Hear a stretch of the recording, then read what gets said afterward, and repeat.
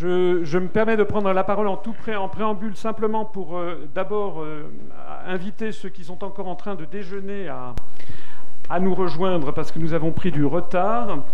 Deuxièmement, je voulais remercier nos invités d'être présents à cette première université de l'Union populaire républicaine, qui est un jeune et petit mouvement. Donc nous avons des petits problèmes peut-être d'organisation par-ci par-là, de retard, mais enfin ça arrive même dans des très grandes organisations. Je me permets donc de remercier autour de cette table Jacques Nikonov, président fondateur d'Attac et actuellement porte-parole du MPEP, Inès Benadjaoud qui va faire la modération des débats de journalistes à Opi News. Je suis ravi de rencontrer Mirette Zaki, que je ne connaissais pas, et qui est journaliste du magazine Bilan en Suisse, et mon ami Étienne Chouard, qui vient également nous parler. Alors, on a été obligé de modifier un petit peu...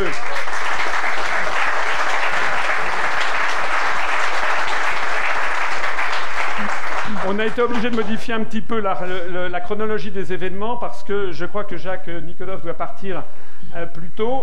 Donc on va commencer directement par la table ronde économie. Et puis ensuite, si on a un petit peu de temps, j'aurai le débat que j'avais promis à Madame Zaki en tête-à-tête sur un sujet qui est un des éléments de la question, qui est l'attitude des Américains vis-à-vis de l'euro.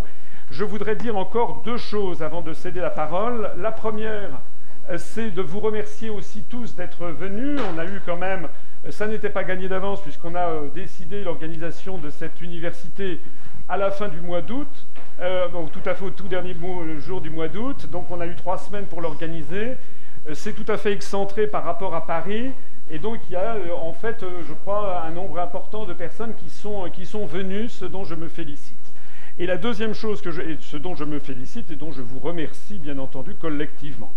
Il y a une deuxième chose que je voudrais souligner, c'est que toutes les personnes ici présentes dans le public ne sont pas forcément adhérentes de l'UPR, même s'il y en a quand même un bon nombre, mais c'était ouvert au grand public cet après-midi. Et la deuxième chose que je voudrais souligner, c'est que nos invités qui sont ici présents, comme ceux qui parleront aux autres tables rondes, ne sont pas membres de l'UPR, ne sont pas forcément d'accord avec ce que dit l'UPR. C'est d'ailleurs toute la richesse du débat.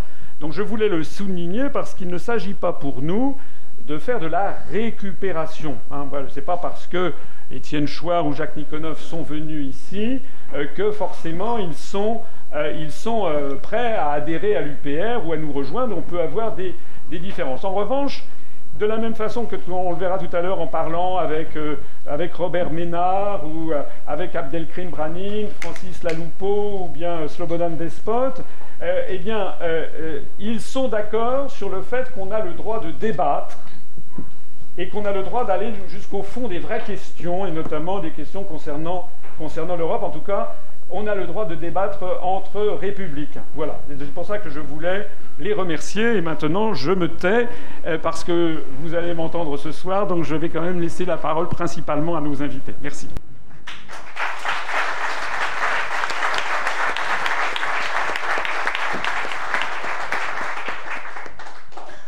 Il faut bien un point de départ à ce débat, hein, et on va essayer de contextualiser les choses pour commencer. Non, vous m'entendez là? C'est bon? Ça sature un peu. C'est bon là? C'est bon le son? Oui, non? Décidément. C'est bon? Est-ce que je parle un peu plus fort ou ça va comme ça? C'est nickel? Oui? Alors, je disais un peu, faut bien partir faut bien un point de départ pour nous permettre de contextualiser un peu les choses. On peut dire aujourd'hui qu'on n'est pas dans une crise succédant une autre, mais dans la crise. Alors, est-ce qu'on est dans une crise depuis 1973, depuis 2002, depuis 2007? Donc la première question à mes invités aujourd'hui, c'est comment peut-on donc mesurer une crise quand on est dans une crise permanente, tout simplement? Est-ce que Étienne Chouard voulait commencer par répondre à cette question? Comment peut-on mesurer une crise quand on est dans une crise permanente? Je vais pas parler longtemps là, juste pour dire peut-être que une crise ce serait accidentel, et moi j'ai l'impression que c'est pas du tout accidentel, que tout se passe comme prévu, plutôt que c'est une crise pour la plupart c'est une catastrophe pour la plupart des individus du corps social, mais que y a des gens qui s'enrichissent énormément à l'occasion de cette crise. Et ce serait bien qu'on arrive à faire le lien avec la politique. C'est-à-dire qu'en fait, j'ai l'impression que quand on regarde le travail des résistants, on a identifié les causes de la catastrophe économique. On a tous des idées sur ce qu'il faudrait faire et ça converge souvent. Mais en fait, ce sont les acteurs politiques qui ne servent pas l'intérêt général, mais qui servent l'intérêt des banques. Enfin, aujourd'hui, ça se voit, quoi, que les acteurs politiques servent principalement les intérêts des banques. C'est ça notre problème, je pense. Alors, peut-être que je me trompe, mais j'ai l'impression que notre problème est politique. La façon dont nous attribuons les pouvoirs politiques rend les acteurs politiques dépendants de ceux parmi nous qui sont les plus riches, ce qui est contraire à l'intérêt général. Est-ce qu'on peut se permettre de dire qu'on est plus dans une crise finalement politique qu'économique? Voilà. Est-ce que c'est... Oui, absolument. Vous êtes d'accord avec Samir Etzaki? Alors, moi qui viens du monde de l'économie, j'ai tendance à observer de près les évolutions économiques et sur les marchés financiers, et je me rends compte qu'on n'avait pas réalisé à quel point les économies occidentales s'étaient financiarisées ces 20 dernières années. C'était un phénomène énorme et pourtant invisible à la plupart d'entre nous, puisque si on n'est pas dans le monde de la finance et des banques, on ne peut pas tout simplement réaliser l'essor de la bourse et de l'investissement financier et de son impact sur l'économie réelle. Donc c'est de là que vient la crise. On a tout d'un coup ressenti que l'Europe était en crise, n'est-ce pas? Fin 2009, la crise a éclaté de manière violente parce qu'on a vécu une déstabilisation des marchés de la dette souveraine européenne. Qu'est-ce qui s'est vraiment passé? Les investisseurs, les gens qui pouvaient avoir un impact sur la dette souveraine de pays petits comme la Grèce, ont tout d'un coup décidé de sonner l'alarme sur la situation budgétaire de ces pays. Ont décidé que c'était un peu la fin de la complaisance.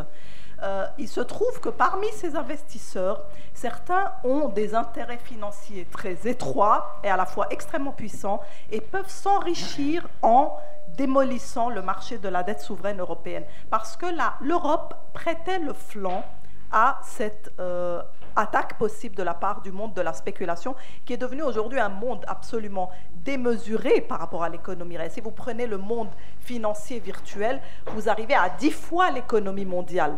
Donc, comme on ne le voit pas et que dans notre vie de tous les jours, on n'est pas confronté à ce monde de la finance, et à quel point il peut vraiment placarder les gouvernements, les pays, leurs dettes, on n'a pas vraiment vu venir cette crise. Maintenant, il y a une raison valable d'attaquer les dettes souveraines européennes, qui est le fait que les budgets étaient effectivement mal tenus, que les dettes étaient trop élevées par rapport au PIB de ces pays. Mais il y a aussi une raison beaucoup plus étroite et dangereuse, qui est les intérêts visant à faire s'effondrer le marché économique de l'Europe. On va beaucoup parler ensuite, on va débattre aussi avec François Asselineau, dans quelle mesure il y avait des intérêts financiers très puissants qui ont vraiment visé à faire s'effondrer la dette européenne et à partir de là, entraîner la déstabilisation de toute l'Europe. Ça me permet de rebondir sur une phrase de l'écrivain Philippe Sollers, pour rebondir sur ce que vous venez de dire, qui m'a assez interpellée. Il dit « Personne n'a envie de savoir réellement comment fonctionne l'argent ». Est-ce que vous partagez cette analyse, Jacques Nikonov? Non, c'est absurde. Tout le monde cherche, sauf peut-être Philippe Sollers, à savoir comment fonctionne l'argent. Mais avant de poursuivre, je voudrais d'abord remercier François Asselineau pour son aimable invitation et lui confirmer que le NPEP lui rend la politesse en l'invitant dans le même genre de réunion le 3 novembre à Aix-en-Provence pour poursuivre le débat. Alors, sur la crise, les manifestations de la crise sont assez faciles à identifier. Jamais, par exemple, dans l'Union européenne, dans la zone euro plus particulièrement, le chômage n'avait été aussi élevé. 50% et plus des jeunes en Grèce, en Espagne, pour ne prendre que cet exemple. Ce seul constat condamne l'euro. Il nous avait été présenté comme la solution miracle à tous les problèmes. En fait, il aggrave tous les problèmes. Donc les manifestations de la crise sont assez faciles à identifier. il en va autrement pour les causes de la crise.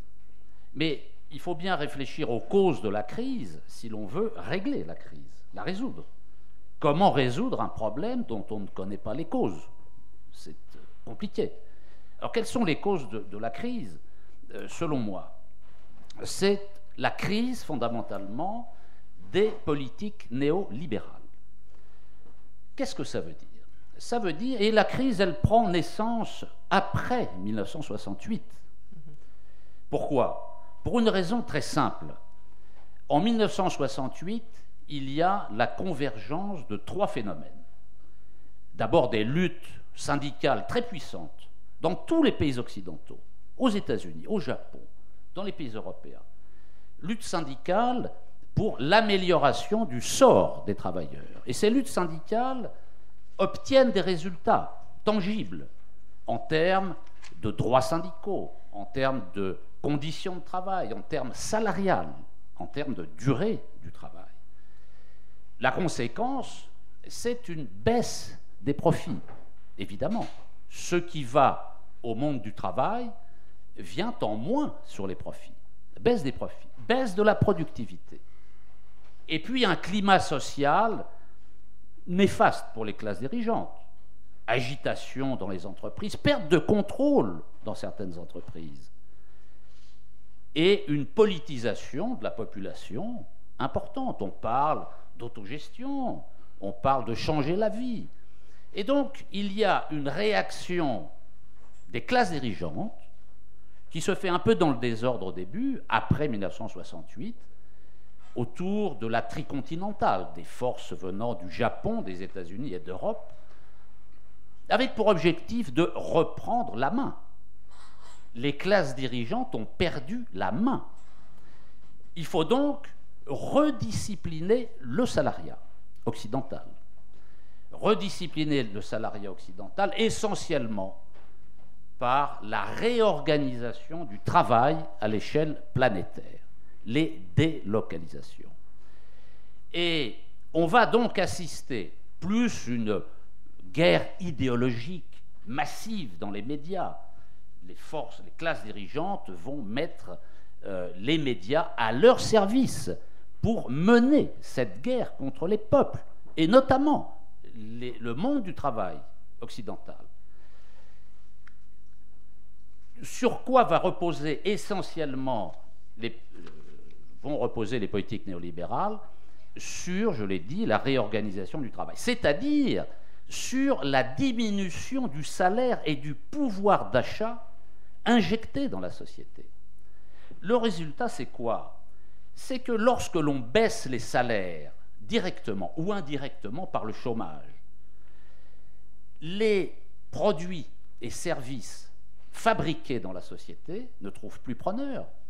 Et les entreprises n'ont plus de marché puisque les consommateurs n'ont plus le pouvoir d'achat pour acheter ce qui est produit.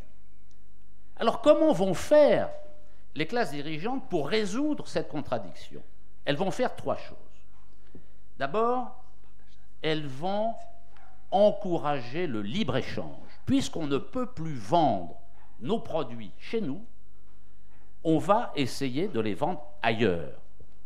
Mais vous voyez bien l'absurdité de cette politique, parce qu'une politique de libre-échange est possible si un ou deux pays la mènent. Mais lorsque tous les pays mènent la même politique de libre-échange, qui va acheter les produits? On ne va pas exporter sur la Lune. Il faut bien que certains pays achètent les produits. Donc, contradiction. Et on arrive aujourd'hui au bout de cette politique de libre-échange. C'est pour ça qu'il faut des mesures protectionnistes.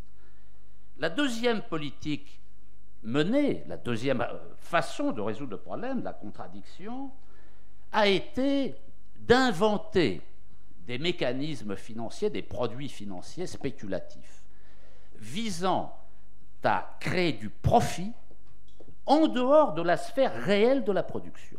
Puisque on ne peut plus vendre, il n'y a plus d'acheteurs, et donc on ne peut plus faire de profit, pas assez, on va inventer des mécanismes spéculatifs pour tirer du profit en dehors de la sphère productive.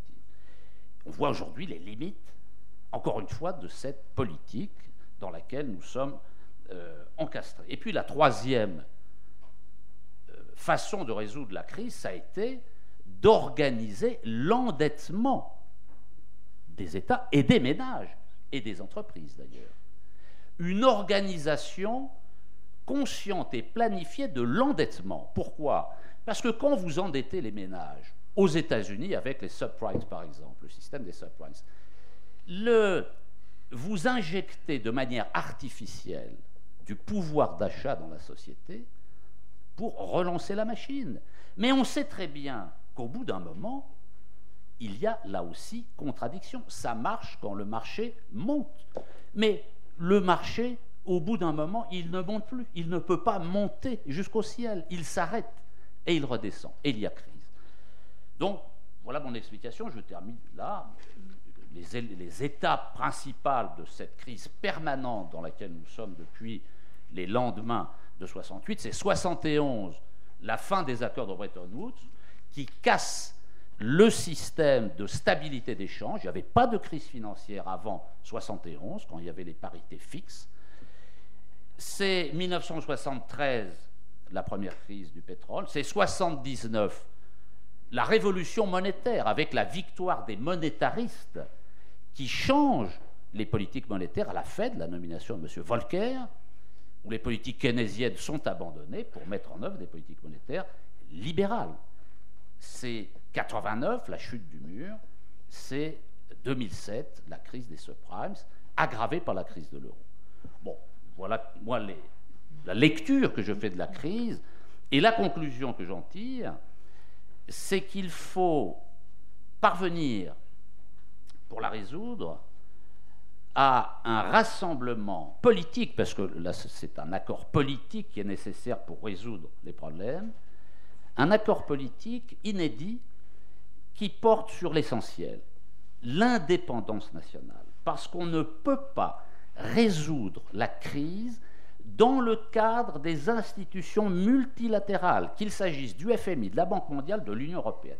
Il faut en sortir. Et donc, faire converger les forces pour assurer l'indépendance nationale, sortir de l'OTAN, sortir de l'euro, sortir de l'Union européenne.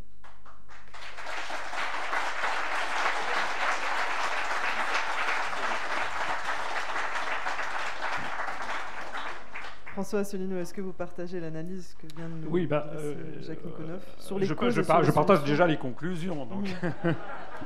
Est-ce que vous partagez les causes déjà pour commencer?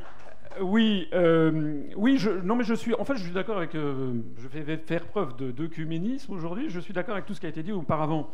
C'est-à-dire que la crise, elle est financière, mais je crois que c'est d'abord elle n'est pas que financière et économique. Je me rappelle quand j'étais enfant, un jour mon père disait, qui était né en 1927, disait, mais finalement que depuis que lui-même était enfant, il avait toujours entendu qu'on était en crise. Donc le fait que les gens se plaignent, c'est quand même un grand classique en France. Et le peuple gaulois n'est pas le dernier à critiquer et à se plaindre. Mais néanmoins, tout le monde a bien le sentiment que nous sommes maintenant dans une crise d'un autre genre, puisque c'est une crise qui n'est pas seulement économique, financière et monétaire, mais c'est une crise tous azimuts. C'est aussi une crise morale. C'est aussi une crise sur les gens ne voient plus quel est l'avenir. Les gens ne comprennent plus même quelle est l'identité de leur propre pays. Les gens ne comprennent même plus quel est le sens même de la vie. Les gens sont dans un système complètement perdu, et donc je crois qu'il se serait limité le propos que de se concentrer uniquement sur la question économique et sociale, même si évidemment elle est capitale. Je voudrais rappeler que le mot crise vient du grec krisis, qui veut dire jugement. Donc une crise, c'est le jugement. Pas le jugement dernier, mais ça permet, une crise, c'est ce qui permet étymologiquement de juger les politiques qui ont été conduites. Et donc, si nous sommes maintenant dans une crise tous azimuts, dont les orateurs avant moi, et en particulier Jacques Nikonoff, a rappelé l'immense gravité, j'en parlerai dans ma conférence de ce soir, en rappelant des chiffres absolument ahurissants, y compris en France, où le nombre de pauvres a augmenté de 440 000 entre 2009 et 2010, selon les toutes dernières statistiques de l'INSEE. Il y a maintenant 8 700 000 pauvres en France, c'est-à-dire qui ont moins de 50% du revenu médian. Et l'indice de Gini, qui est un indice qui mesure les écarts types entre les plus riches et les plus pauvres, ne fait qu'augmenter, c'est-à-dire qu'il y a des gens de plus en plus riches et d'autres qui sont de plus en plus pauvres. Eh bien, tout ceci, c'est le résultat de politiques qui ont été conduites, et qui ont été conduites, comme l'a rappelé d'ailleurs Jacques Nikonov, à partir notamment des années 90. Je me permets d'insister sur un élément géopolitique qui me paraît capital, sans mauvais jeu de mots, c'est quand même l'effondrement du camp socialiste. C'est-à-dire que ce qui s'est produit, si l'on voulait résumer, en tout cas c'est ma vision des choses, c'est que le capitalisme avait mené à une situation de plus en plus intolérable au milieu du XIXe siècle, avec notamment le manifeste du Parti communiste de Marx vers 1848, et puis ensuite la montée en puissance des syndicats, des mouvements révolutionnaires, et la théorie marxiste qui pensait que le capitalisme finirait par mener à sa propre perte par la multiplication de ses contradictions. Mais ce qui s'est produit et qui n'avait pas été, je crois, prévu par Marx, ça a été la victoire du Parti communiste, enfin la révolution bolchevique, et ça a été l'après-Seconde Guerre mondiale, où le camp soviétique, le camp socialiste, a tellement pesé, a tellement fait peur, en fait, au camp capitaliste, que celui-ci avait été obligé de s'assagir.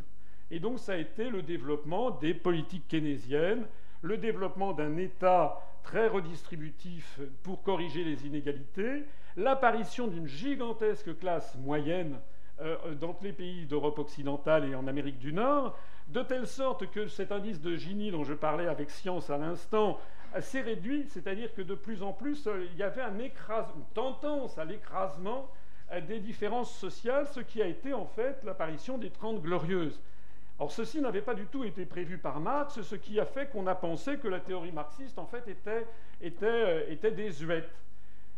L'Union soviétique s'étant désintégrée en 1989-91, ce n'est pas un hasard si cette désintégration a justement permis, comme le décrivait d'ailleurs Jacques Nikonov, a justement permis à tous les tenants des politiques ultralibérales de redresser la tête, de passer par pertes et profits les politiques keynésiennes qui avaient été menées en gros depuis les années 50, et de signer les accords de Marrakech. Enfin, il y a eu le déblocage de ce qu'on appelait le cycle de l'Uruguay, qui a eu lieu dans les années 92-93, donc juste après l'effondrement de la menace soviétique, et puis la signature des accords de Marrakech, créant non seulement l'Organisation mondiale du commerce, mais surtout la déréglementation généralisée des échanges de capitaux, de marchandises et de services.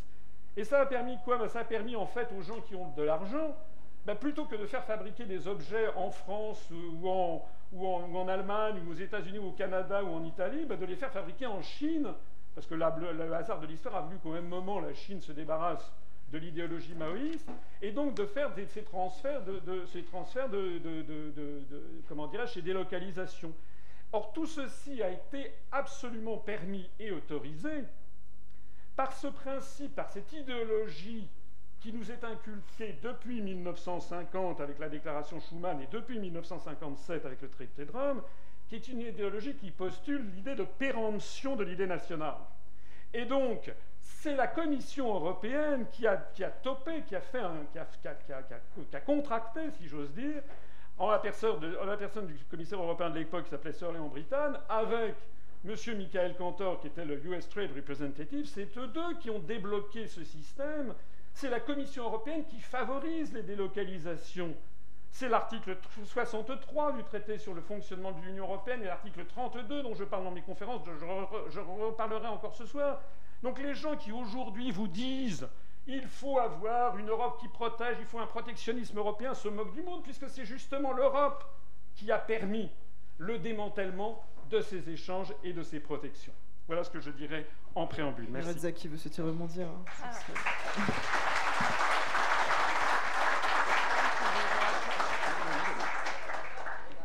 Je pense que c'est très intéressant de revenir aux 40 dernières années pour tenter de trouver les origines de la crise des 3 dernières années. L'histoire est toujours enrichissante et peut apporter quelques indices par rapport à ce qui se passe actuellement.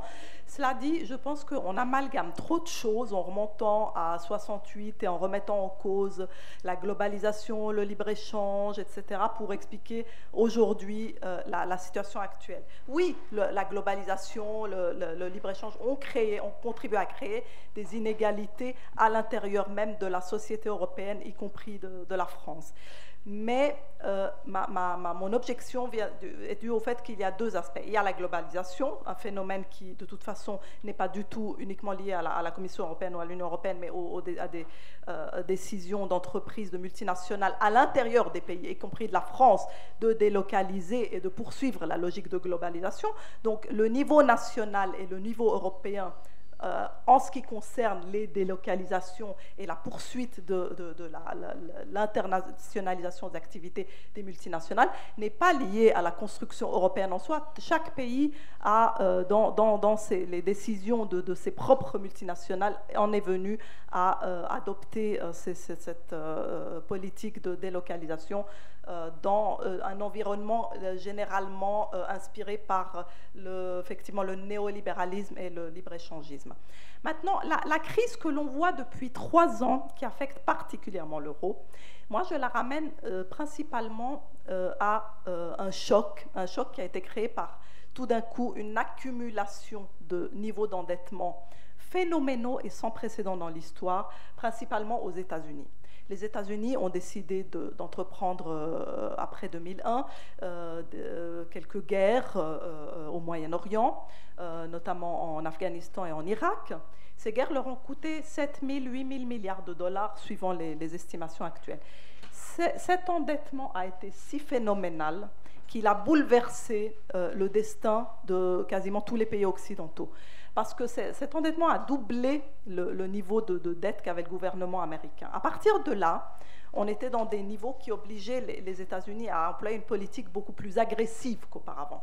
À l'entrée de 2001, 2002, 2003, à la fin du XXe siècle, on s'est retrouvé dans une situation où les États-Unis avaient besoin de financement pour leurs dettes, qu'ils ne trouvaient plus au niveau national. Ils avaient besoin de trouver un financement beaucoup plus important de la part des investisseurs étrangers parce qu'ils approchaient la faillite. Il y avait là un risque très important par rapport à l'hégémonie au pays, à la superpuissance qui avait jusque-là dominé la planète.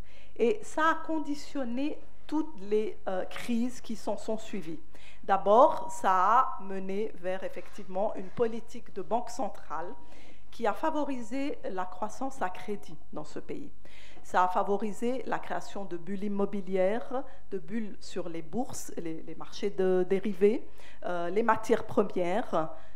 Et tout ça a été d'abord extrêmement dommageable pour les pays du tiers-monde.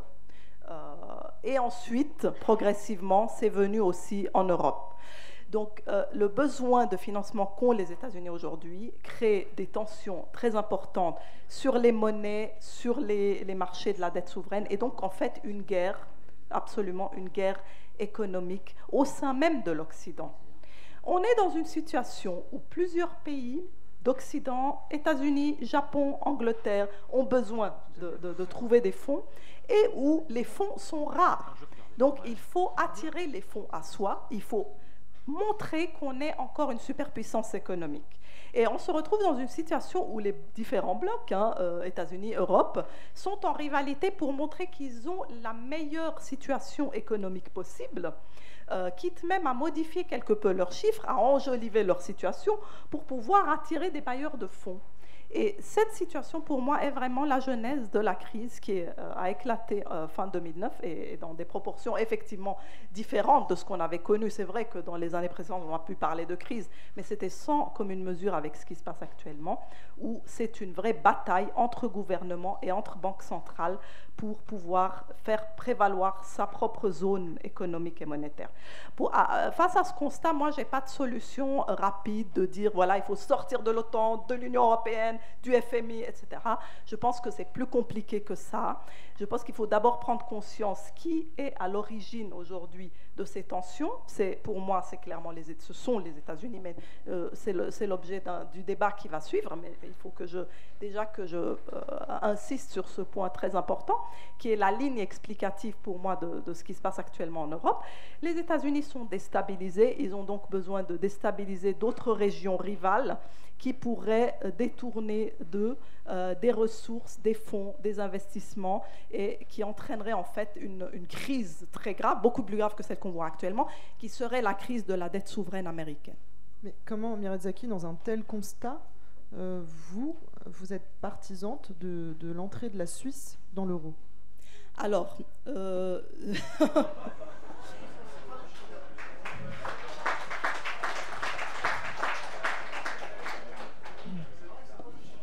tout d'abord, la Suisse, effectivement, n'entrera pas de son propre gré dans l'euro, ni dans l'Union européenne, ni même dans l'espace économique européen, même si elle commence à en rediscuter actuellement.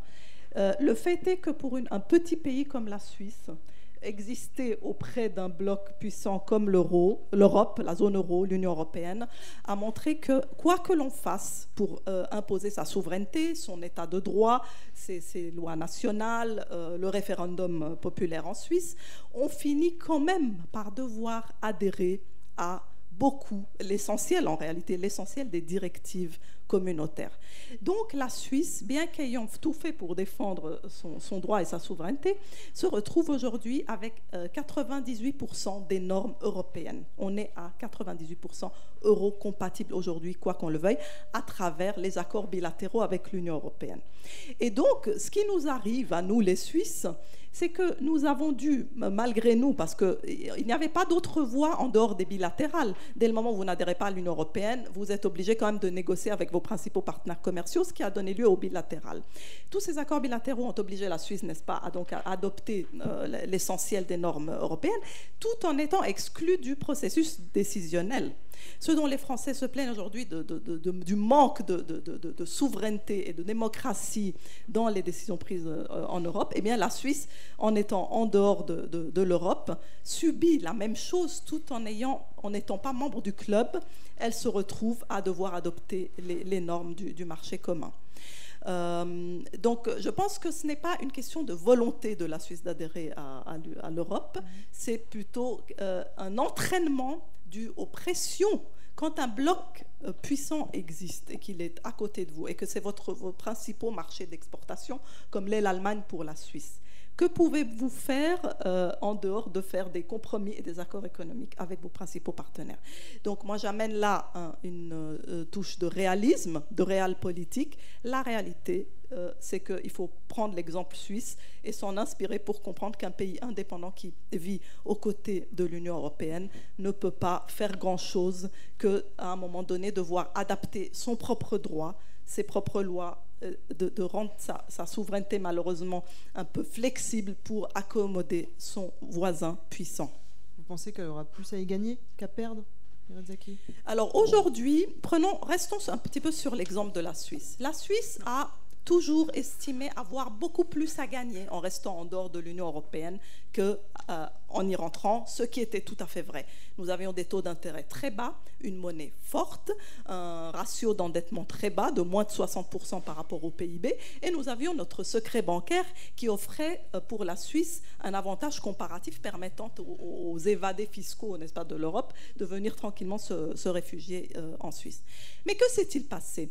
Au moment où effectivement l'Europe s'est retrouvée en crise et a éprouvé une urgence de récupérer des recettes fiscales qui lui échappaient, elle a utilisé toutes sortes d'autres procédés que les procédés de droit international ou les procédés qui relèveraient de la démocratie ou de la diplomatie ou d'accords, de traités bien compris entre nations. Elle a exercé des pressions très importantes, elle a fait subir des menaces à la Suisse. Chacun des pays, d'ailleurs, pays membres étant lui-même puissants, l'Europe, l'Allemagne et la France notamment, ont exercé des pressions sur la Suisse qui l'ont obligé à abdiquer son secret bancaire, secret bancaire qui on estime représentait le 5e du PIB de la Suisse, 20% du PIB, Et donc, nous avons ici un cas concret qui montre qu'un pays qui ne fait pas partie de l'Union européenne, qui a défendu sa souveraineté jusqu'au bout, lorsqu'il est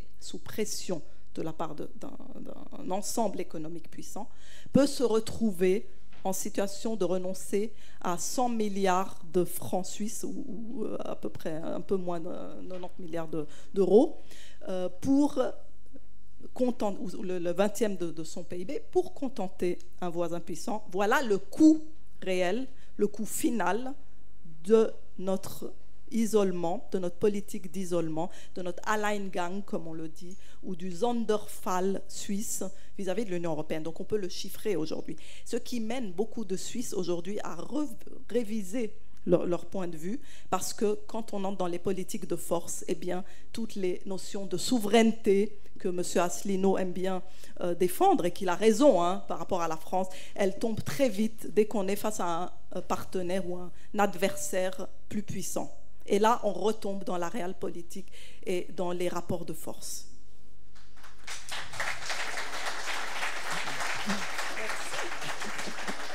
Je suis très agréablement surprise de recueillir des applaudissements au sein de l'université de l'UPR. Comme quoi. Oui, merci. Enchanté. Étienne Chouard, justement, est-ce que vous pouvez comprendre qu'à l'heure où plusieurs pays se demandent ce qu'ils font encore dans la zone euro, il y a d'autres pays en parallèle qui souhaitent y entrer?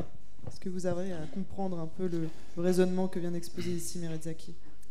Alors moi, je voudrais faire un pas de côté pour dire le point de vue des gens simples qui se font ravager par la crise.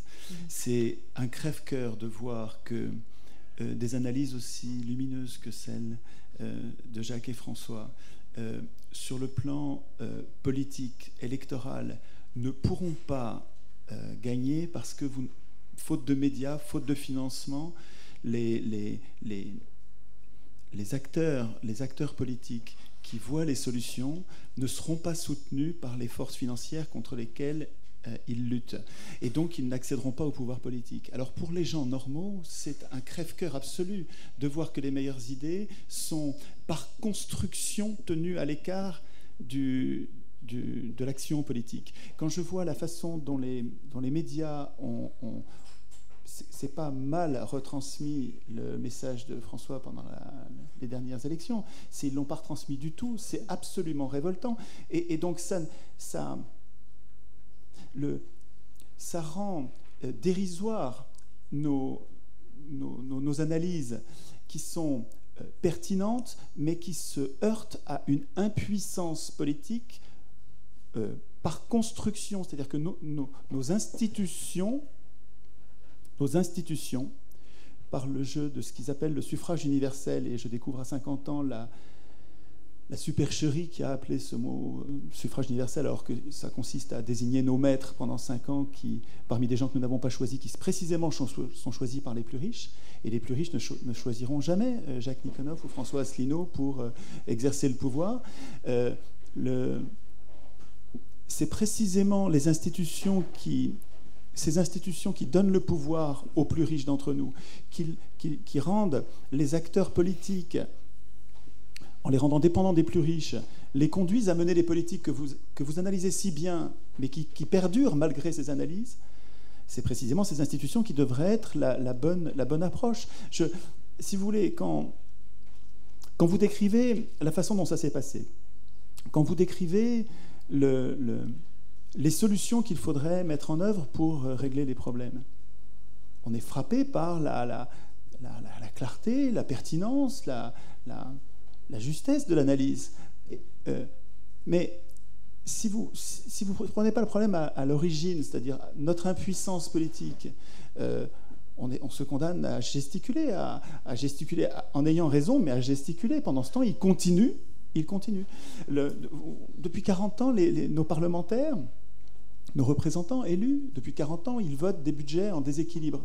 Depuis 40 ans, la dette publique augmente, mais elle n'augmente pas par hasard, elle augmente parce que les députés votent tous les ans, depuis 1974, des budgets en déséquilibre. Progressivement, s'est constituée une dette faramineuse qui... je pense volontairement, puisque je retrouve le même schéma que ce qui a permis de maîtriser les pays du tiers-monde. C'est la même tenaille de la dette qui permet de prendre le contrôle de la politique, volontairement a mis les États sous la coupe des plus riches. Il me semble que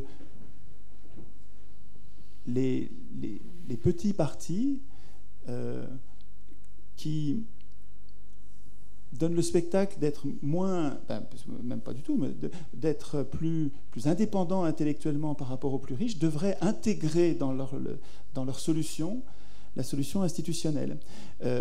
Alors, on a eu déjà une controverse avec François sur le tirage au sort, mais à mon avis, elle n'est pas finie, parce que il faudrait que certains acteurs politiques, pour arriver à gagner les élections, devraient rendre la confiance, parce que les peuples n'ont plus confiance envers les hommes politiques, ils voient bien qu'ils perdent à chaque fois. Et en leur offrant de partager le pouvoir, ce qu'il faudrait, c'est qu'il y ait des acteurs comme vous qui, dans leur programme, intègrent pas seulement le référendum d'initiative populaire, mais des mécanismes de participation, mais pas fictive. Tout ce qui existe pour l'instant en termes de participation des citoyens, c'est de l'escroquerie absolue. C'est-à-dire que c'est jamais impératif, c'est toujours indicatif. Est-ce que vous êtes prêts à imaginer, pour arriver à accéder au pouvoir, de le partager avec les... François Asselineau. Oui, je voudrais répondre à ça.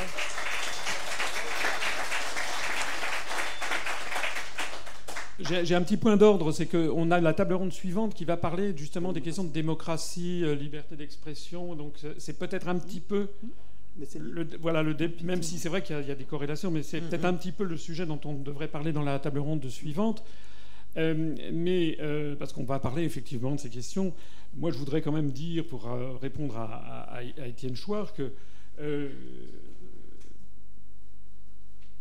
moi, je suis parti de zéro, tout seul, comme un grand. On a eu beaucoup d'entraves. J'observe que ça n'est pas extraordinaire, mais nous avons quand même une université où on a 300-350 personnes qui vont venir au cours du week-end. On commence à avoir maintenant, on a dépassé les 1750 adhérents, et on commence à avoir un début d'intérêt médiatique, des gens qui s'y intéressent. Alors je sais bien que c'est très difficile, c'est pas à moi qu'il faut le dire, de la même façon que le MPEP doit avoir beaucoup de difficultés aussi, c'est vrai que c'est très difficile, mais ce que je pense aussi, c'est que d'abord toutes les révolutions, si on veut bien retirer au mot révolution le caractère forcément violent, une révolution ça peut être un changement de régime important, n'ont jamais été portées par 80% de la population. Et lorsque, comme je le pense, nous allons aller vers des temps de plus en plus difficiles, avec un blocage systémique, si j'ose dire, des sociétés occidentales, et en particulier de la société française, je pense que va venir le moment, qui d'ailleurs est proche. J'avais d'ailleurs personnellement expliqué, à la différence de mon collègue de droite, qui est à gauche. Voilà. Je lui avais expliqué, parce que nous avions été gentiment invités par Abdelkrim Branin sur Beurre FM, qui est dans la salle et qui participera à une prochaine table ronde. Nous avions été invités en novembre dernier. J'avais expliqué que nous appellerions à ne voter pour ni pour la droite ni pour la gauche, alors que je crois que le MPEP a appelé à voter pour M. Mélenchon, qui s'est désisté à 20h40 ou 37 minutes le soir du premier tour pour François Hollande. Ça, c'est de l'escroquerie. Et donc, je pense que, comme nous l'avions indiqué, nous, M. Hollande est en train d'administrer la preuve devant l'ensemble des Français que le problème, ça n'était pas M. Sarkozy. Je ne dis pas ça pour défendre M. Sarkozy, vous l'avez bien compris, mais que le problème vient de plus loin, comme dit Phèdre de Racine, hein, mon mal vient de plus loin. Donc le problème, il vient du fait qu'on a prélevé aux Français, comme au peuple d'Europe, leur pouvoir. Mais on va parler de ça dans la démocratie, dans la table ronde. Mais je voudrais quand même répondre, parce que je ne peux pas rester laissé sans réponse les propos de Mme Zaki. On aura l'occasion d'y revenir, elle et moi, tout à l'heure. Elle part d'un principe qui, en tout cas je le pense profondément, est erroné. C'est qu'elle part du principe que la construction européenne aurait vocation à faire contrepoids ou à s'opposer aux États-Unis. Ce qui est faux, puisque la construction européenne, depuis le début, est une création américaine qui a été faite pour cela. Et d'ailleurs, actuellement, j'en parlerai ce soir rapidement dans mon discours final, d'ailleurs, à l'insu des peuples, à l'insu totale du peuple français, est en train de se mettre en place un grand marché transatlantique qui est la nouvelle pierre de l'édifice de la vassalisation totale du continent par les États-Unis d'Amérique, selon une stratégie du libre-échange inspirée du Zollverein, si l'on peut dire, selon une stratégie qui consiste à mettre la main sur la souveraineté des pays par l'intermédiaire du libre-échange, et selon une stratégie que j'explique dans une de mes conférences, qui remonte à 1854, c'est-à-dire on ne doit pas parler, on doit éviter tout débat.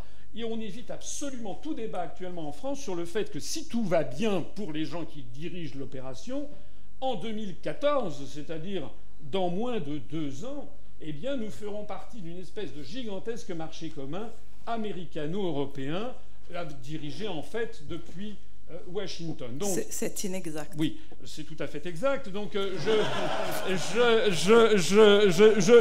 m'érige en faux. Alors surtout, il y a quand même quelque chose. Il y a quand même quelque chose qui, moi, me fascine un petit peu. C'est de voir quelqu'un qui vient d'un pays comme la Suisse. Je ne dis pas que tout est merveilleux en Suisse. Mais enfin, quand même. Si la théorie de la construction européenne était valable, on aurait dû constater que les pays qui sont dans la construction européenne se portent mieux que ceux qui sont restés en dehors, surtout après 55 ans de mise en œuvre depuis le traité de Rome. Et si la théorie de l'euro était valable, on aurait dû constater que les pays qui sont dans l'euro se portent mieux que ceux qui n'y sont pas.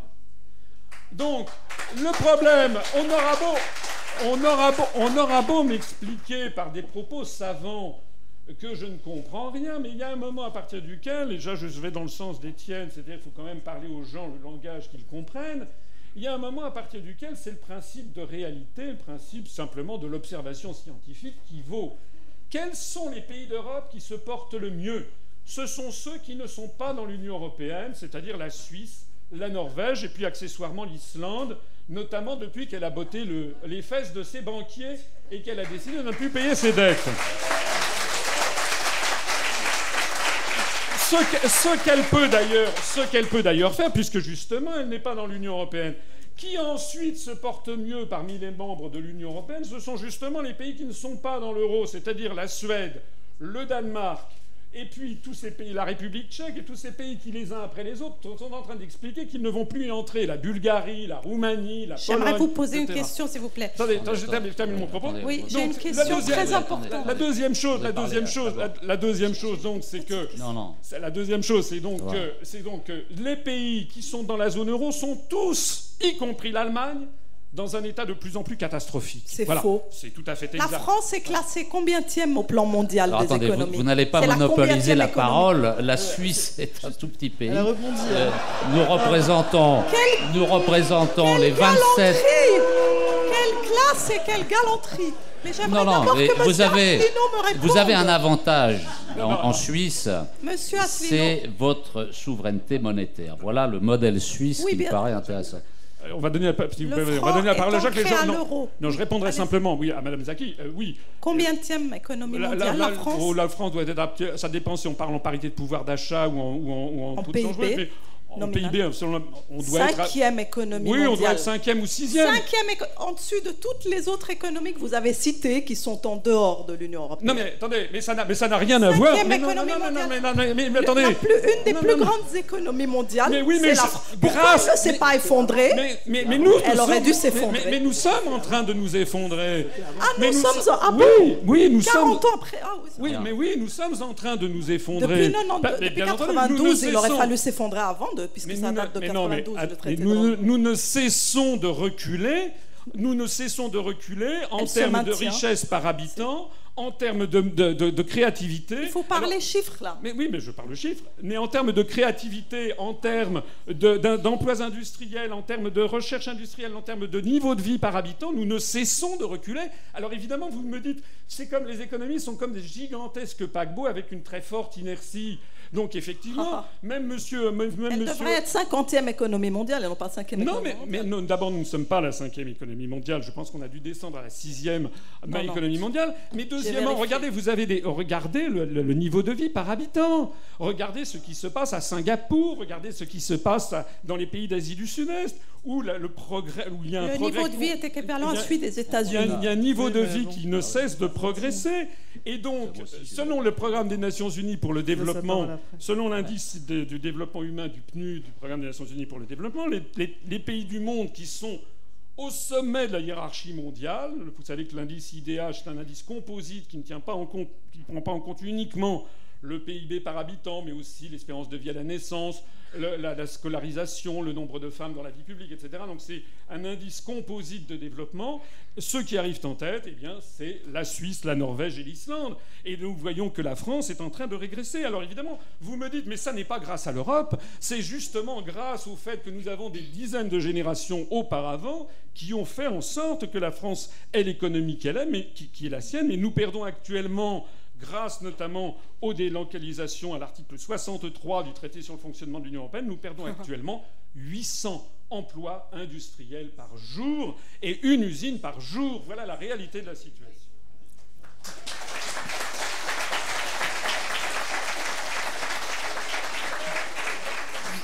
Vous aurez l'occasion de toute façon de faire un face-à-face tout à l'heure. Hein, donc ça va être musclé. Ne vous inquiétez pas, on verra ça après. Jacques Nikonov. Oui, je suis entièrement d'accord avec François Asselineau. Oui, on avait remarqué. Je veux ajouter un argument. Non seulement les faits témoignent de manière incontestable de la situation dans la zone euro, qui est la plus médiocre du monde, dans tous les domaines. Il suffit de se renseigner. Tout le monde peut le constater. Mais j'ajoute un deuxième argument. Si les citoyens des pays de la zone euro et de l'Union européenne, plus généralement, étaient satisfaits de la politique menée depuis le traité de Rome, ils donneraient des résultats très intéressants, très importants, ils seraient majoritairement satisfaits de ce que l'on appelle, à tort, la construction européenne. Ils voteraient massivement aux élections européennes pour témoigner de leur amour de la construction européenne.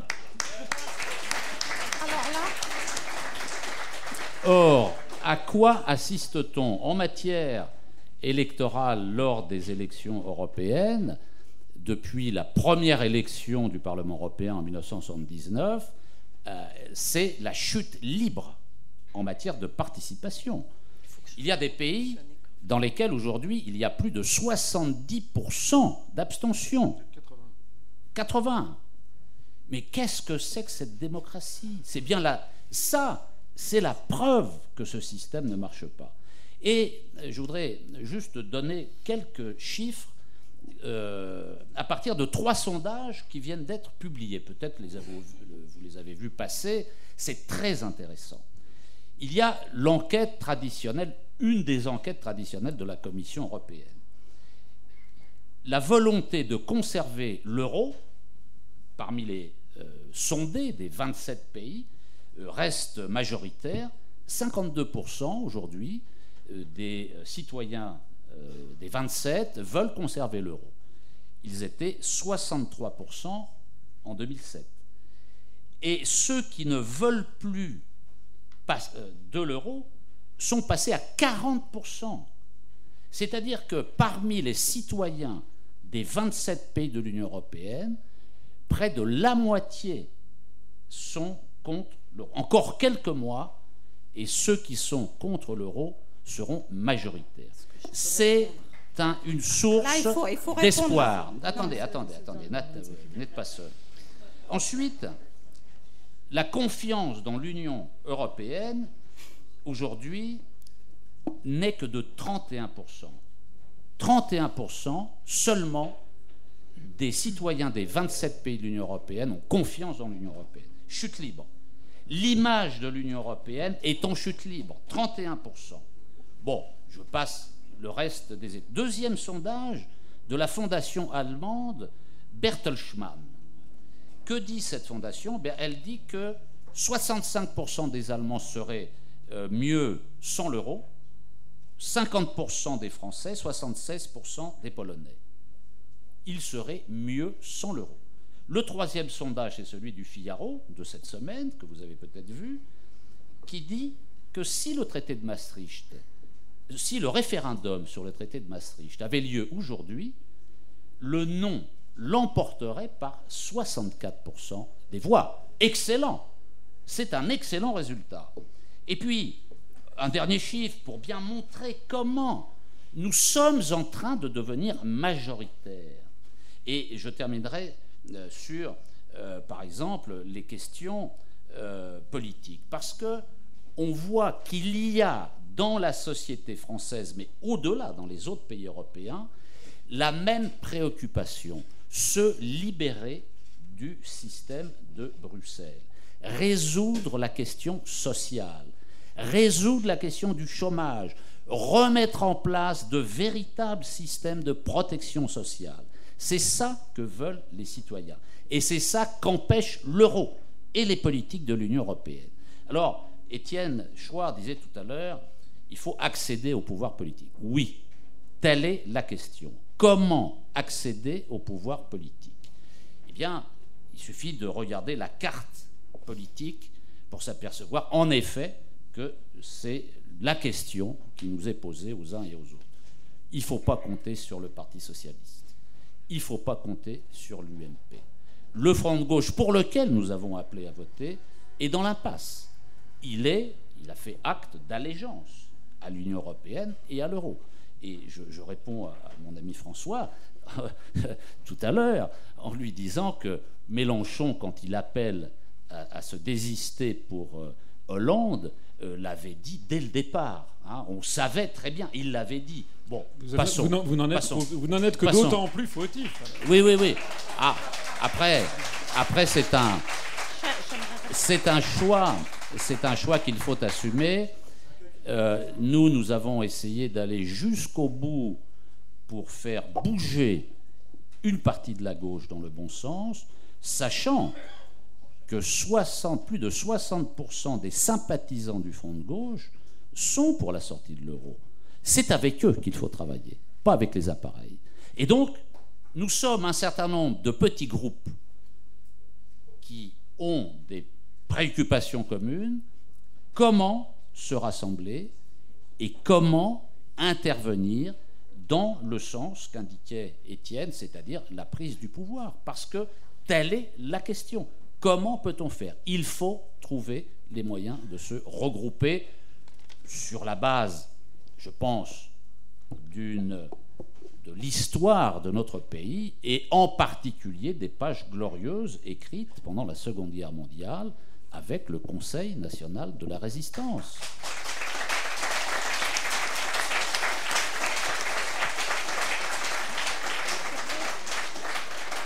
Ça fera l'objet de la prochaine table ronde, justement. C'est une bonne transition. Vous vouliez des chiffres, Mireille Zaki? J'aimerais répondre, permettez-moi. D'abord, sur l'affirmation que la zone euro est celle qui a les paramètres économiques les plus mauvais, que c'est une chose connue. Ce n'est pas exact. L'Union européenne, aujourd'hui, en volume de commerce, est la plus grande puissance commerciale au monde. Au monde, je dis bien. Ça ne va pas vous faire aimer l'Europe, mais c'est là, pour parler chiffres, en volume commercial, l'Union européenne est la plus grande puissance commerciale devant les États-Unis et devant la Chine. Quant à la zone euro, en termes de paramètres économiques, eh bien, elle se porte mieux que les États-Unis, d'où mes arguments par rapport au fait que la situation de la zone euro était parfaitement biaisée et perçue par les médias anglo-saxons de manière biaisée. Donc, les paramètres économiques de la zone euro sont meilleurs que les États-Unis et que la Grande-Bretagne et que le Japon. C'est très important de le dire ici parce que c'est bien d'être militant, mais il ne faut pas oublier les chiffres et la réalité. Donc, voilà. Maintenant, pour reprendre l'argumentaire sur les sondages, là, je ne suis pas plus convaincue, parce que les sondages, c'est très bien, mais vous-même, M. Nikov, quand on vous citera des sondages qui vont à l'envers, vous me direz, les sondages, ça vaut ce que ça vaut. Donc moi, je vais parler de réalité. Est-ce que les Européens détestent l'Europe? Eh bien, les Hollandais ont voté pour l'Europe, Hein? Je crois qu'on a tous les mêmes informations, on lit les journaux, on a tous vu ça. Les Grecs ont voté pour l'Europe. Et quand les Allemands, je voudrais faire une quand incise. les Allemands votent pour l'Europe, c'est pas pour l'Europe, c'est pour l'Union européenne. Ne mélangeons pas l'Europe et l'Union européenne. Parce que l'Union européenne s'arroge la représentation de l'Europe. L'Union européenne, c'est 27 pays. L'Europe, c'est une construction politique. L'Europe, c'est un continent qui fait 49 pays. Ne mélangeons pas tout. D'accord. En attendant, les Allemands qui auraient toutes les raisons de voter contre la zone euro, puisqu'en fait c'est la zone euro l'enjeu essentiel, et les Grecs aussi, eh bien ils ont choisi de rester avec la zone euro. Voilà, je tenais à rappeler la réalité face aux sondages qui sont parfois très commodes pour affirmer ce qu'on veut. Alors moi je voudrais dire, d'abord je rappelle qu'ici tout le monde n'est pas à l'UPR. Et donc il y a heureusement, et donc il y a même dans le public des gens qui ont applaudi Madame Zaki parce qu'ils sont d'accord avec elle. Donc je demande quand même que tout le monde fasse bon accueil à Madame Zaki.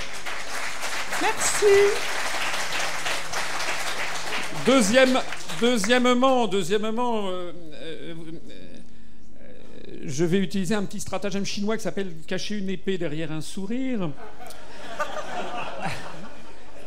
Je voudrais la remercier d'autant plus que nous avons sollicité des partisans de l'euro parmi les responsables politiques français pour venir ici. Ils se sont tous défilés. Donc il a fallu trouver un Suisse, une Suisse pour venir, puisque plus personne ne veut débattre. M. Cavada avait d'autres choses à faire. Plus personne ne veut débattre en France, ce qui prouve quand même qu'il y a un petit problème. Troisièmement, s'agissant je suis d'accord avec Mme Zaki qu'un sondage, ma foi, ça n'est qu'un sondage. Néanmoins, lorsque le sondage est fait par des groupes qui sont ultra-européistes, on peut imaginer qu'ils n'ont pas, s'ils sont intervenus, c'était pas dans le sens contraire à ce qu'ils pensaient. Mais moi, j'en reviens au vote. Et les Français ont voté non à 55% à la Constitution européenne. Ça fait 10 ans bientôt. Non, ça fait 7 ans. Oui. Ça fait 7 ans. Et ensuite... 8 ans. Oui, mais d'ailleurs, ce qui a été décidé ensuite... c'est qu'on ne soumettrait plus ensuite au référendum des Français. C'est ça qui a été décidé. Donc on a simplement cassé le thermomètre. Quant aux élections, on sait très bien, je reparlerai ce soir, on sait très bien comment les élections, et Étienne a parfaitement raison d'ailleurs de le rappeler, comment on met sous pression les électorats d'une façon absolument insensée, que ce soit en Grèce, puisqu'en Grèce, on a expliqué aux Grecs que s'ils ne votaient pas, c'était l'apocalypse. C'est ça qu'on leur a expliqué. Et on leur a fait le même coup qu'en France. C'est-à-dire qu'on a diabolisé toute sortie de l'euro en établissant dans la tête des gens l'équation sortir de l'euro égale Troisième Reich égale chambre à gaz. C'est exactement ce qu'on nous a imposé en France depuis 1983 avec la médiatisation du Front National, et c'est ce qui est en cours en ce moment en Grèce avec la médiatisation d'un mouvement politique qui s'appelle Aube Dorée, dont j'aimerais savoir qui le finance. En tout cas, on sait qu'il y a plus de 50% de policiers dedans, qui sont probablement sur commande, et pour mettre dans la tête des gens que si jamais on est contre le processus européen, c'est forcément que l'on a des faveurs, qu'on caresse des projets dignes du Troisième Reich. Donc c'est de ça qu'il s'agit. Il s'agit d'une manipulation permanente et constante qui tend à diaboliser toute idée qui serait contraire à l'idée de la fédération européenne sous suzeraineté américaine. C'est de ça qu'il s'agit. Et c'est justement, moi, ce que je vois, c'est à quel point, d'un seul coup, nous faisons revenir à la politique des gens qui, quand ils nous écoutent, disent « Enfin, je comprends ce que je ne comprenais pas parce que les médias nous le cachent. » Voilà.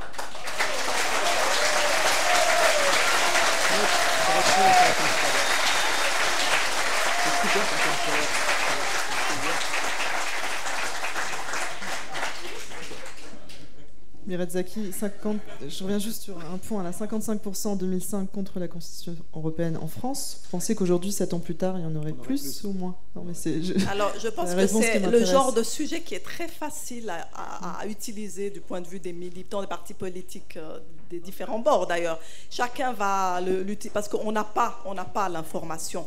Et ce qu'on ne sait toujours pas aujourd'hui, c'est si par exemple M. Asselineau pourrait nous expliquer comment la France, depuis 1992, si elle s'était développée de manière complètement indépendante, avait poursuivi son destin souverain, avait pris ses propres décisions, contre qui aujourd'hui les Français pourraient rouspéter, n'est-ce pas, et comment elle se porterait aujourd'hui, où serait son développement économique et humain et social, et comment elle existerait dans le concert des autres nations. Ça, c'est ce qu'on ne saura jamais.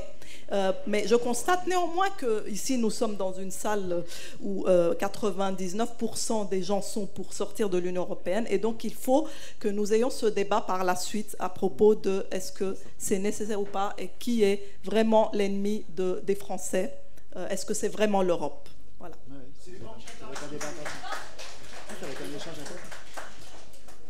Je voudrais dire aussi un petit élément sur la question de l'Union européenne, parce que je n'ai pas répondu à Mme Zaki tout à l'heure sur la question des normes qui s'imposeraient à la Suisse. La construction européenne et l'Union européenne ne sont pas uniquement des normes, par exemple en matière de commerce. Les normes, les prises d'IN ou les choses comme ça c'est une chose. Mais l'Union européenne est un processus qui phagocyte les unes après les autres toutes les politiques. Et par exemple, la France, parce qu'elle a désobéi au traité, n'est pas actuellement en Irak, mais normalement, sous l'empire du traité de Maastricht, notamment du deuxième pilier, normalement, nous aurions dû envoyer des soldats en Irak par solidarité européenne et euro-atlantiste, et nous serions donc lancés dans une guerre absolument scandaleuse et illégale au regard du droit international, ce que la Suisse n'est pas du tout astreinte à faire. Donc il faut parler de l'Union européenne pas seulement sur les questions de normes économiques. Là, je suis d'accord. D'ailleurs, vous nous faites en fait, je sens venir le petit procès habituel qui consiste à dire « Ah, vous voulez sortir de l'Union européenne, donc vous voulez devenir la Corée du Nord. » Bon. Eh bien non, nous ne serons pas la Corée du Nord lorsque nous serons sortis de l'Union européenne.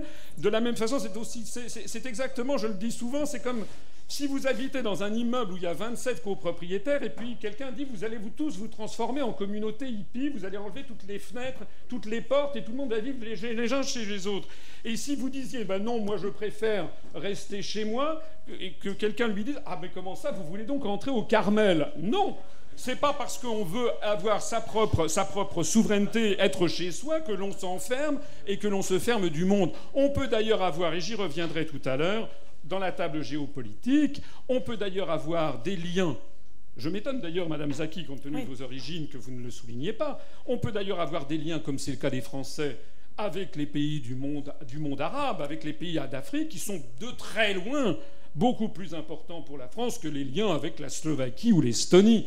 Donc c'est une construction totalement artificielle, et c'est justement le fait d'être dans ce périmètre artificiel de pensée typiquement anglo-saxonne, puisqu'il s'agit en fait d'un apartheid qui ne dit pas son nom, qui laisse entendre que nous avons des liens, une affinité forcément supérieure avec les pays baltes ou avec les Américains de Californie, plutôt qu'avec les Tunisiens qui parlent tous le français. Il y a un petit problème derrière. Qu'est-ce qui se cache derrière cet aspect-là? Ça, vous ne voulez pas en parler. On va parler après de l'Euroland, de la politique de défense commune de l'Euroland. Il y a beaucoup de choses à dire là-dessus. Ce sera une suite. Il nous reste un petit quart d'heure. Vous aviez émis tout à l'heure le souhait de donner la parole au public. Est-ce qu'on peut faire passer 2-3 questions avant que vous vous en alliez? Parce que 2-3 questions. Oui. Oui. Je vais en parler à Myriam Zaki. Là. Oui. Elle a parlé comme quoi qu'il fallait que la Suisse rentre dans l'Europe, que si elle était rentrée dans l'Europe, 20% de je sais pas combien de milliards. Les 20%, 100 milliards sur 600 milliards de PIB. Milliards, ils seraient restés. Oui. Alors qu'en réalité, les anglo-saxons ont fait en sorte que les paradis fiscaux anglo-saxons, ça profite à... Ils ont pénalisé les paradis fiscaux non anglo-saxons. Exactement. Pour que l'argent des paradis fiscaux non anglo-saxons aille dans les paradis fiscaux anglo-saxons. Ça a été fait exprès. Donc, tout à fait. Ça aurait été dans l'Europe ou pas dans l'Europe. Oui, non, alors, une question, pas une analyse. Alors, une question. Non, mais monsieur me dit que j'ai tort de dire que le secret bancaire aurait pu être préservé au sein de l'Union européenne, ce qui est vrai. Il a tout à fait raison. Les anglo-saxons ont aboli les secrets bancaires des pays européens et ont gardé leurs propres secrets bancaires parfaitement opaques pour préserver leur place financière aujourd'hui. Monsieur a parfaitement raison. Maintenant, si la Suisse avait fait partie de l'Union européenne, elle aurait aujourd'hui le statut un peu comme le Luxembourg. Le Luxembourg est resté une place financière qui a des prérogatives que la Suisse n'a pas. Je peux rentrer dans les détails techniques, mais au niveau des avoirs non déclarés au fisc, il y a encore des avoirs non déclarés qui se cachent au Luxembourg, et notamment en Belgique, alors que la Suisse n'a plus le droit de pratiquer les mêmes... Elle est obligée vraiment d'être extrêmement transparente parce qu'elle est en dehors de l'Union européenne. Il y a donc quand même une politique... Il y a aussi Monaco, qui est mieux préservé que la Suisse. Donc, faire partie de l'Union européenne aurait permis aux banques suisses d'accéder au marché financier, des services financiers européens, ce que les banques suisses n'ont pas aujourd'hui. Donc, on est pénalisé. On n'a pas été pénalisé pendant une quarantaine d'années, mais aujourd'hui, l'Europe a décidé qu'elle allait nous pénaliser et on a payé le prix fort. Merci Mirazaki. Jacques Nikonov, avant de repartir, souhaitez vous dire un petit mot? Oui, moi je suis obligé de partir. J'ai des engagements familiaux, mais j'ai tenu à faire cette visite éclair. En tout cas, moi je suis très heureux d'avoir pu participer à cette rencontre, à l'invitation de François Asselineau, que je remercie. Et je pense que nous aurons d'autres occasions pour poursuivre le débat. Je regrette infiniment de ne pas pouvoir rester, mais je dois rentrer. Voilà, je vous souhaite une bonne continuation. Merci.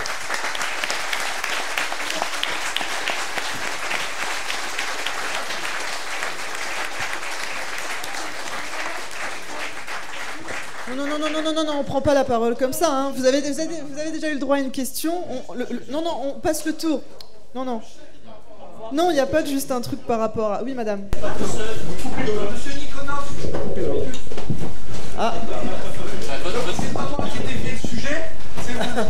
Vous avez pris l'exemple du front de gauche en disant les militants sont pour la sortie de l'euro et pas l'appareil. Donc c'est avec les militants que vous discutez et pas avec l'appareil. Donc j'aimerais comprendre pourquoi vous et M. Asselineau, vous prétendez accéder au pouvoir, donc être un appareil, d'accord? Et dans cette perspective, comment est-ce que vous avez l'intention de devenir écouteur du peuple et de lui donner la parole et le pouvoir de décision? Ça, on traitera cette question-là dans la table ronde démocratie. Oui. Mais il a son train à prendre, il pourra... Merci. Il a un train à prendre, hein, donc il ne peut pas vous répondre. Il faut des questions uniquement sur la table ronde économie pour l'instant. Hein, la table ronde, ça sera ensuite. Il vous répondra dans la table ronde démocratie, madame. Oui. Vous avez dit tout à l'heure, la Suisse a été obligée, va être obligée d'appliquer dans l'Europe parce qu'elle a laissé le secret bancaire filer en 2007, les États-Unis ont tapé du poing sur la table pour enlever le secret bancaire. Ça, ce qui s'est passé, c'est que en fait, c'est l'UBS, c'est l'Union des banques. Oui. Est-ce que la Suisse est l'UBS? Alors, effectivement. Là, vous me dites exactement le truc de dire les racketteurs sont trop forts, donc on va rentrer avec les racketteurs. On est tout à fait d'accord, mais n'importe quel pays, la Suisse avait comme vulnérabilité l'UBS, sa plus grande banque, qui avait un pouvoir énorme dans sa place financière, qui avait 250 000 entreprises clientes et qu'ils ont estimé qu'elle ne pouvait pas faire faillite. Donc toute la Suisse a perdu à cause de l'affaire effectivement de l'UBS, qui a été utilisée opportunément par Washington et ensuite par Bruxelles pour dégommer, si vous voulez, le secret bancaire suisse. Donc c'était le point de vulnérabilité de l'économie suisse pour dire qu'une place financière qui prospère en dehors des grands blocs, eh bien, il suffit qu'il s'attaque à sa principale multinationale et voilà à quoi ça peut mener. Ça peut mener à une refonte totale du droit helvétique en matière de secret bancaire aujourd'hui. Ce qui est en train d'arriver, c'est le pays aujourd'hui où vous pouvez le moins du monde ouvrir un compte non déclaré en Suisse. Voilà le changement, la transformation énorme qui s'est produite en 3 ans sur la décision principalement de l'Union européenne. Le cas de la Suisse a l'air d'intéresser, mais c'est pas encore. On va pas se focaliser juste sur la Suisse. Si vous avez une question pour Étienne Chouard, par exemple, pour Étienne Chouard, pas de Suisse. Hein. On est bien d'accord. Et sur l'économie. pour Étienne Chouard plutôt. Justement, j'ai lu un livre dont Étienne Chouard a écrit la préface, La dette physique et la sphère mentale. Et donc, voilà. C'est une question qui aurait pu être adressée à n'importe quel intervenant. Mais selon vous, quel est le rôle de la privatisation de la création monétaire sur la crise actuelle? Énorme. Enfin, Bien sûr. à mon avis, il est central, puisque enfin bon, je peux faire court, hein, mais à mon avis, la privatisation de la création monétaire, ou autrement dit, l'abandon par les acteurs politiques de la création monétaire à des acteurs privés, fait perdre aux États leur souveraineté, finalement, parce que la souveraineté politique procède de la souveraineté monétaire et pas l'inverse.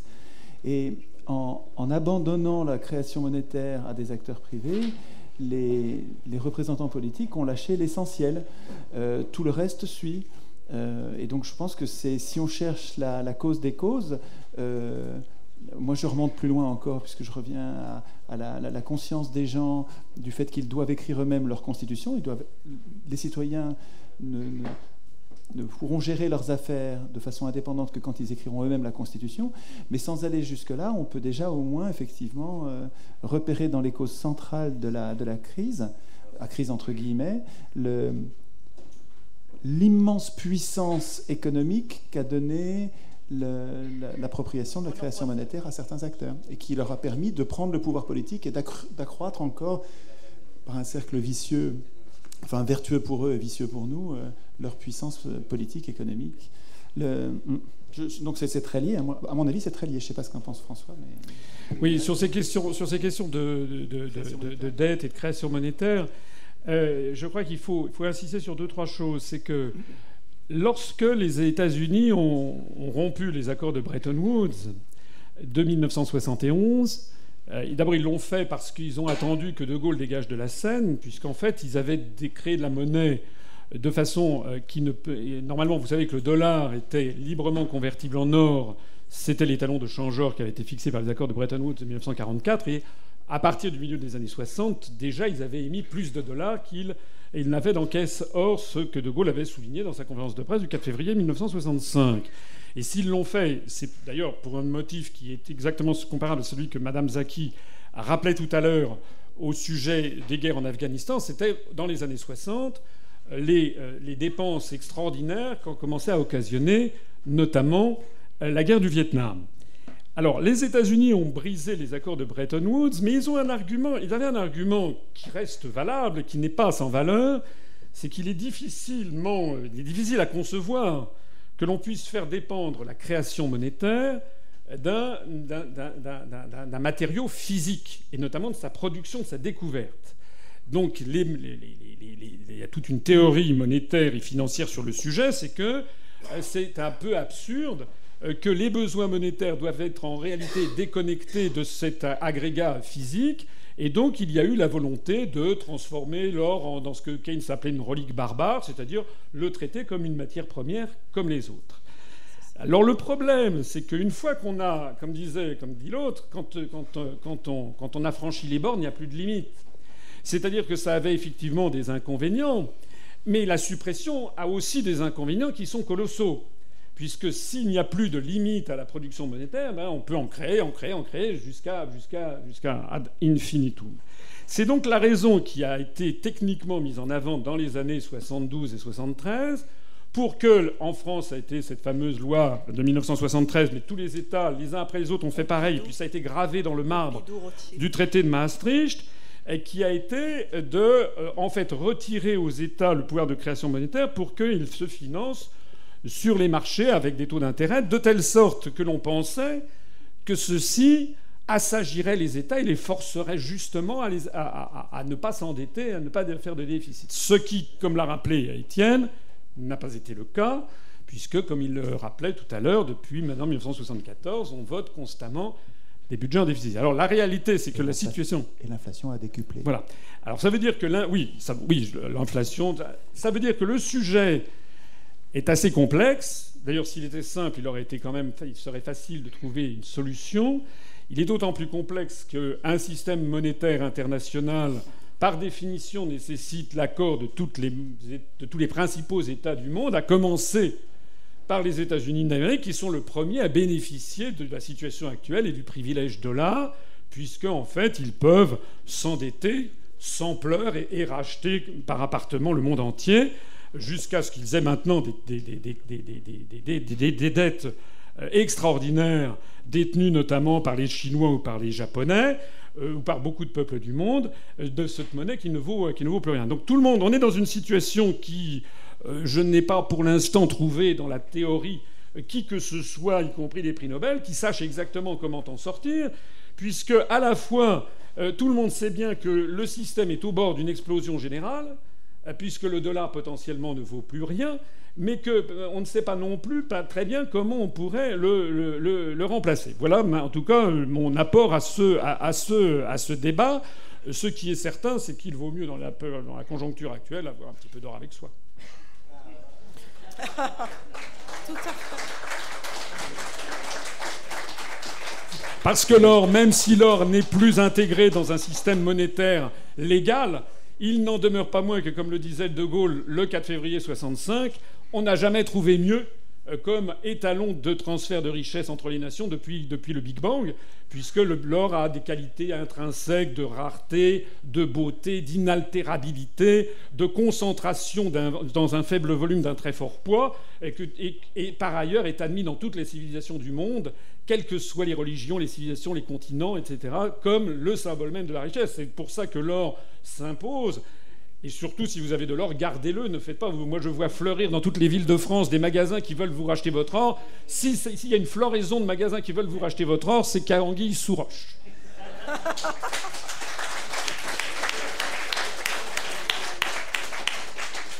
Ce débat est malheureusement terminé. Je vois qu'il y a encore d'autres questions, mais... D'accord. Éric Marie, je vous laisse la parole. Faire une annonce. Merci à vous tous d'avoir écouté. Puis on vous donne rendez-vous pour le prochain débat entre les